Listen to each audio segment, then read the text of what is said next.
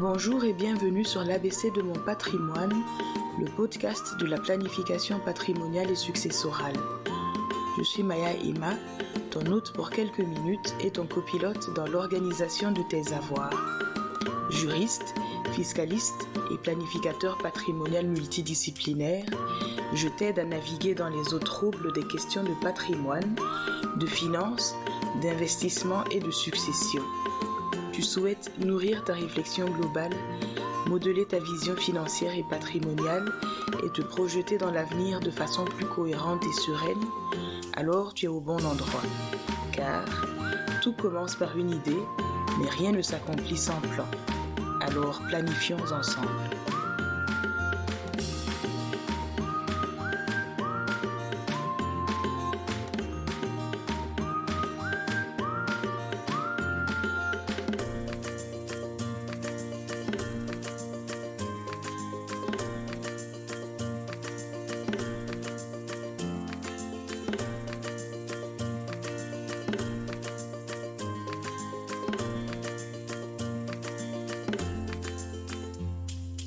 Bonjour, comment tu vas? Bien, j'espère. J'ai manqué notre précédent rendez-vous et la date d'hier. Je te prie de m'en excuser. J'ai eu beaucoup à faire et je n'ai pas pu terminer l'épisode à temps. Pour l'instant, ma méthode est de préparer mes analyses semaine après semaine afin de profiter du plaisir du processus, de laisser une place à l'intuition et à l'imprévu, et de prendre en compte l'actualité. Mais peut-être que je vais finir par faire des stocks d'épisodes pour ne pas te lâcher comme ça. En attendant, je t'offre un épisode un peu plus long et plus technique.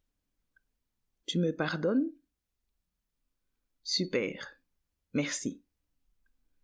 Continuons à parler d'actualité et de patrimoine avec l'affaire de la Silicon Valley Bank, tombée en faillite il y a quelques jours.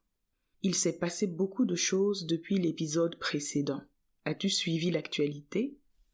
Signature Bank et Silvergate Bank ont aussi fait faillite aux États-Unis.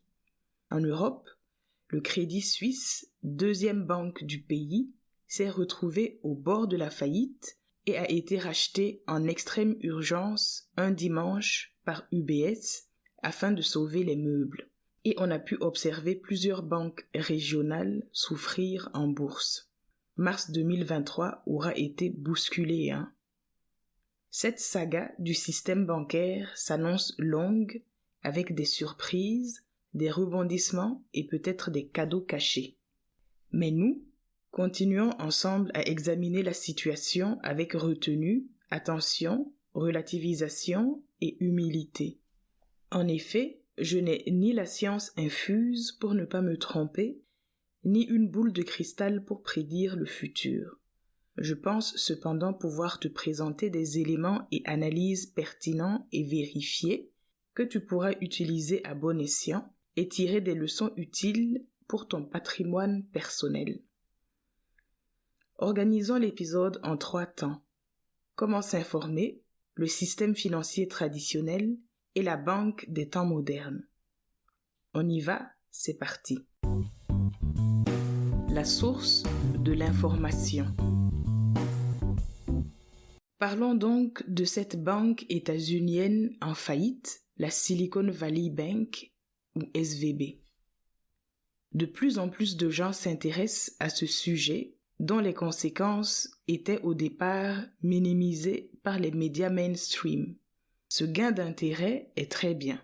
En effet, selon moi, la réplique sismique va arriver jusqu'à nous à un moment ou à un autre, et peut-être plus tôt qu'on le pense.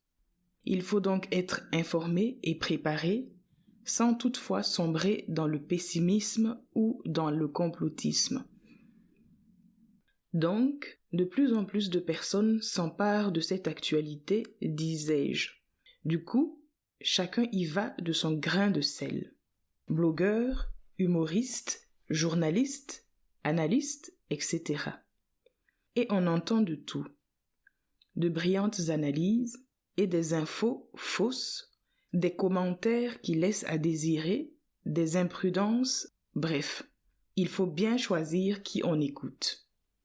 Par exemple, j'ai entendu dire quelque part que la Silicon Valley Bank était une néobanque. Mais ce n'est pas du tout vrai. Une telle confusion n'est pas anodine dans une planification patrimoniale. La SVB est une banque au sens légal et au sens traditionnel du terme. Ce n'est pas une néobanque. C'est le prétexte pour moi pour te parler de ces deux catégories. Les banques. Tu le sais sans doute déjà, une banque est une catégorie d'institutions financières. On appelle institution financière une structure, publique ou privée, obéissant à une réglementation très spécifique et très stricte qui a vocation à être stable et pérenne et qui assure une mission économique ou financière. Il existe plusieurs types d'institutions financières. La Banque mondiale en est une, le Fonds monétaire international en est une, bref. Dans tout cela, la banque est la catégorie d'institution financière qui fait commerce de l'argent, c'est-à-dire que sa vocation première est de fournir au public des opérations de crédit, la réception de dépôts et l'exécution de paiements. Elle peut aussi proposer des prestations connexes ou complémentaires tels que des services d'investissement, des instruments de placement, des plans de pension, de l'assurance. L'appellation banque est contrôlée et réservée à des établissements de crédit agréés par une autorité de contrôle prudentiel étatique ou supra-étatique dont le rôle est de veiller à la stabilité du système bancaire et financier. Concrètement, dans les États membres de l'Union européenne, l'autorité supra-étatique est la BCE, la Banque centrale européenne. En ce qui concerne l'autorité étatique, en Belgique, c'est la BNB, la Banque nationale de Belgique. En France, c'est l'autorité de contrôle prudentiel et de résolution, ACPR. Au Luxembourg, c'est la Commission de surveillance du secteur financier, CSSF. Au Royaume-Uni, c'est la Financial Conduct Authority, FCA. Au Canada, c'est le Bureau du surintendant des institutions financières, BSIF. Aux États-Unis, c'est la Fed, la Réserve fédérale. En Afrique de l'Ouest, la mission de contrôle et de surveillance prudentielle est assignée à la BCEAO, la Banque centrale des États de l'Afrique de l'Ouest, pour le Burkina Faso, le Bénin, la Côte d'Ivoire, la Guinée-Bissau, le Mali, le Niger, le Sénégal et le Togo. Donc, un établissement ne peut être une banque que lorsqu'il bénéficie de l'agrément de ses autorités de contrôle. Pour obtenir la licence bancaire, l'établissement doit satisfaire à un certain nombre d'exigences réglementaires, de capitalisation, de gestion des risques, de transparence financière, de contrôle des dirigeants, etc. Ainsi, généralement, les banques traditionnelles actuelles ont une longue histoire derrière elles et sont la résultante de nombreuses fusions, scissions, acquisitions et restructurations. Et ce qui les caractérise essentiellement, c'est la présence physique, c'est-à-dire l'existence d'espaces géographiques où les clients peuvent se rendre en personne pour effectuer des transactions. Un réseau de distribution plus ou moins étendu, c'est-à-dire la présence d'agences et de succursales bancaires. Le conseil personnalisé. Les clients peuvent discuter avec leur conseiller financier en personne pour obtenir des réponses et des conseils sur des questions financières complexes. La vérification d'identité. Certaines transactions nécessitent en effet la présence physique du client. Les dépôts en espèces. Les clients peuvent effectuer des versements dans les agences ou les succursales. La gestion de crise. En cas de panne du système, les succursales et les agences peuvent être utilisées pour traiter les transactions de manière manuelle, et assurer une certaine continuité des services bancaires. La réglementation. Les banques traditionnelles sont réglementées par les autorités que je viens de citer pour garantir la sécurité des dépôts des clients et prévenir les pratiques frauduleuses et le financement du terrorisme. Et enfin, dernière caractéristique, la lourdeur et la lenteur dans leur fonctionnement. Les néobanques. Les néobanques ne sont pas à confondre avec les services virtuels ou numériques des banques traditionnelles. Ces dernières années, probablement vers 2010-2012, mais peut-être avant, différents facteurs ont amené des entités autres que des banques à accéder à des flux financiers et à les traiter.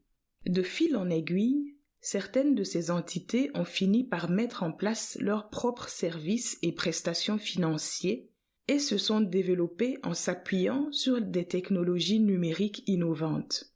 C'est comme ça qu'un nouveau type d'entreprise a fini par voir le jour, les FinTech ou FinTech en français, contraction des mots finance et technologie.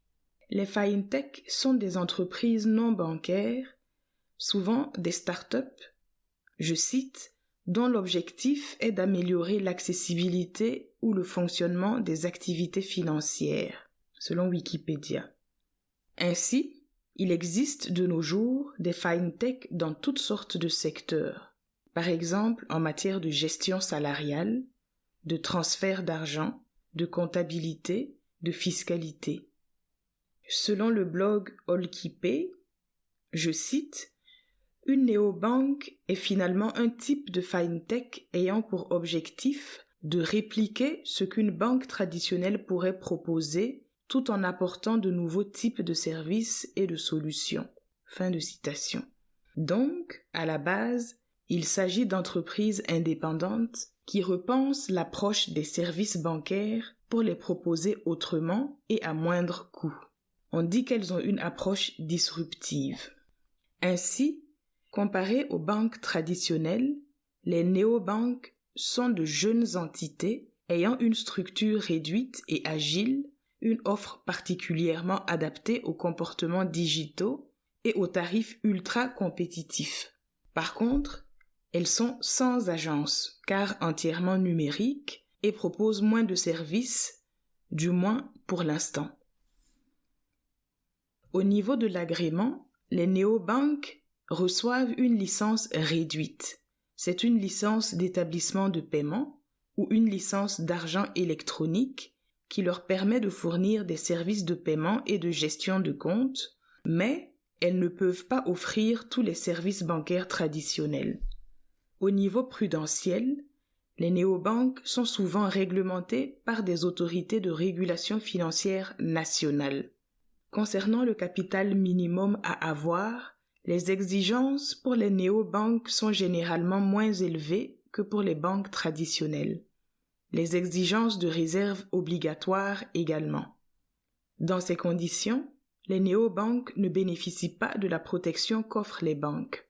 En effet, bien souvent, les banques traditionnelles sont couvertes par un système de garantie des dépôts qui protège l'argent des clients en cas de faillite bancaire. Ce n'est pas le cas pour les néobanques qui doivent s'organiser autrement pour protéger leurs clients. Si la SVB avait été une simple néobanque, les mesures prises par la Fed, notamment pour garantir à tous les clients la récupération de la totalité de leurs fonds, n'auraient pas été possibles. Autrement dit, il n'y aurait pas de garantie pour les dépôts. Et toi? En cette période de fermeture bancaire, crois-tu que tu pourrais récupérer ton argent si ta banque faisait faillite? Nous examinerons cela. Mais pour l'heure, je propose d'arrêter ici, cet épisode étant particulièrement long et technique. D'accord? Cela dit, tu aimes bien ce podcast? Tu apprécies mon travail et les transformations dont il est porteur dans ta vie et pour tes avoirs? Alors, motive-moi en m'offrant un café ou un bouquin. Tu peux aussi prendre un rendez-vous pour discuter. Là, tu as le choix entre le rendez-vous gratuit et le rendez-vous payant. Pour plus d'informations, je t'invite à regarder les notes de l'épisode. À bientôt.